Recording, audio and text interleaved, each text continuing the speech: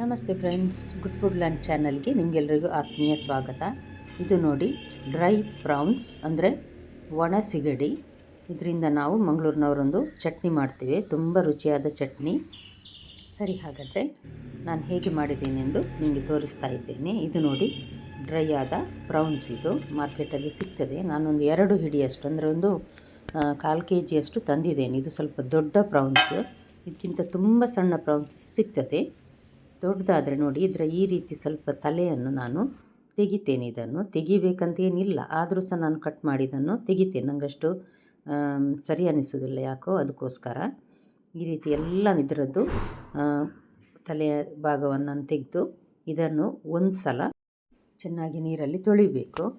ನಾನೀಗ ಎಲ್ಲ ಇದರ ತಲೆ ಭಾಗವನ್ನು ತೆಗೆದಿದ್ದೇನೆ. ನೋಡಿ, ಇಷ್ಟು ಸಿಗಡಿಯನ್ನು ತೆಗೆದುಕೊಂಡಿದ್ದೀನಿ. ಇದು ನೋಡಿ ತಲೆ ಭಾಗ, ಇದು ಬೇಡ.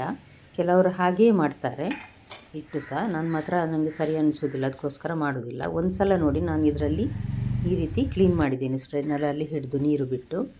ನಂತರ ಪೂರ ನೀರನ್ನು ನಾವು ಈ ರೀತಿ ತೆಗಿಬೇಕು. ನಂತರ ಒಂದು ಬಾಣಲೆಗೆ ನೋಡಿ ಇದನ್ನು ನಾನು ಫ್ರೈ ಮಾಡ್ತಾ ಇದ್ದೇನೆ. ಸ್ವಲ್ಪ ಡ್ರೈ ಅಂದರೆ ಎಣ್ಣೆ ಹಾಕದೆ ಮಾಡ್ತಾ ಇದ್ದೇನೆ.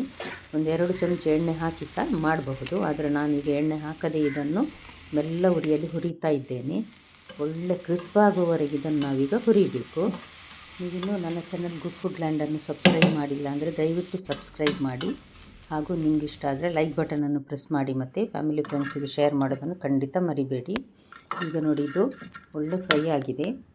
ಗುರುಮ್ ಗುರುಮ್ ಅಂತ ಇದೆ ಪಾತ್ರೆಯಲ್ಲಿ ನಾನು ತಿರುಗಿಸುವಾಗಲೇ.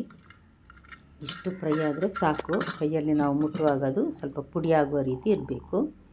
ಈಗ ನಾವು ಇದಕ್ಕೆ ಏನೇನು ಬೇರೆ ಸಾಮಾನು ಬೇಕು ನೋಡುವ. ಒಂದು ಅರ್ಧ ಗಡಿಯಷ್ಟು ಅಂದರೆ ಅರ್ಧ ಭಾಗ ತೆಂಗಿನ ತುರಿ ಅಂದರೆ 1.5 ಕಪ್ಪಿನಷ್ಟು ಆಗ್ತದೆ. ಇದಕ್ಕೆ ನಾನು ಕೆಂಪು ಬ್ಯಾಡಗೆ ಮೆಣಸು ತೆಗೆದುಕೊಂಡಿದ್ದೇನೆ, ಉದ್ದದ್ದು 4 ತೆಗೆದುಕೊಂಡಿದ್ದೇನೆ. ರುಚಿಗೆ ತಕ್ಕಷ್ಟು ಉಪ್ಪು. ಇದನ್ನು ನಾನು ಮೆಣಸನ್ನು ಹುರಿಯಲಿಲ್ಲ, ಹಾಗೆಯೇ ಹಾಕ್ತಾ ಇದ್ದೇನೆ. ಒಂದು ಅರ್ಧ ಲಿಂಬೆ ಗಾತ್ರದಷ್ಟು ಹುಳಿ, ಜಾಸ್ತಿ ಹುಳಿ ಸಹ ಚೆನ್ನಾಗಿರುವುದಿಲ್ಲ. ಒಂದು 4 ಎಸಳು ಬೆಳ್ಳುಳ್ಳಿ, ಸ್ವಲ್ಪ ಕರಿಬೇವು. ಇದನ್ನೆಲ್ಲ ಹಾಕಿ ನೀರು ಹಾಕದೆ ಇದನ್ನು ನಾವು ರುಬ್ಬಬೇಕು. ನೀರು ಹಾಕದೆ ರುಬ್ಬಿದರೆ ರಾತ್ರಿ ತನಕ ಇದು ಹಾಳಾಗುವುದಿಲ್ಲ, ಇಲ್ಲಾಂದರೆ ಸ್ವಲ್ಪ ಹಾಳಾಗೋ ಚಾನ್ಸಸ್ ಇರ್ತದೆ. ನೀರು ಹಾಕದೆ ಇದನ್ನು ನಾನು ರುಬ್ಬಿ ನೋಡಿ ರೆಡಿ ಮಾಡಿ ಇಟ್ಟಿದ್ದೇನೆ.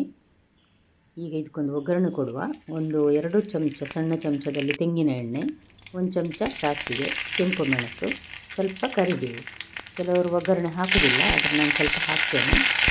ಹಸಿ ತೆಂಗಿನಕಾಯಿ ಮತ್ತು ಎಲ್ಲ ಹಸಿ ನೋಡಿ, ಮೆಣಸು ಎಲ್ಲ, ಅದಕ್ಕೋಸ್ಕರ ನಾನು ಒಗ್ಗರಣೆ ಸ್ವಲ್ಪ ಹಾಕ್ತೇನೆ. ಬಿಸಿ ಬಿಸಿ ಒಗ್ಗರಣೆ ಬಿದ್ದರೆ ಮತ್ತು ಒಳ್ಳೆಯದಾಗ್ತದೆ, ಟೇಸ್ಟ್ ಕೂಡ.